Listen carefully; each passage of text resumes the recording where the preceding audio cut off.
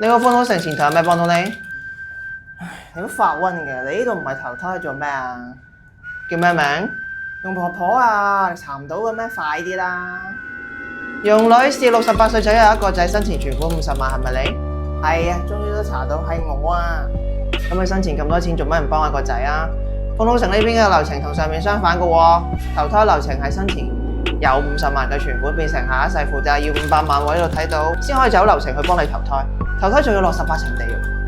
邊個話係仔就一定要幫啫？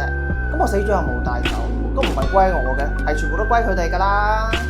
你人冇咗啫，你個仔係繼承，又唔係你贈與，你投定唔投啊而家？唉，投一投，快啲啊！揀下地區咯，印度、非洲、阿富汗揀邊個？哇，冇中國咁樣，你咪漏咗啲嘢啊！哼，中國排隊已經去到4800年後咯喎，再講你生前嘅得閒記錄投唔到去中國。我睇緊你嘅得閒記錄對新抱嚟講呢，就出錢唔出力，就得把嘴，再喺個孫仔面前講你新抱嘅壞話，縱容你個仔打你個新抱。你睇下你做嘅壞事，2萬幾字我都寫唔晒。唉，咁啊，我唯有揀做非洲做袋鼠啦。可唔可以死快啲啊？咁我可以快啲重新投。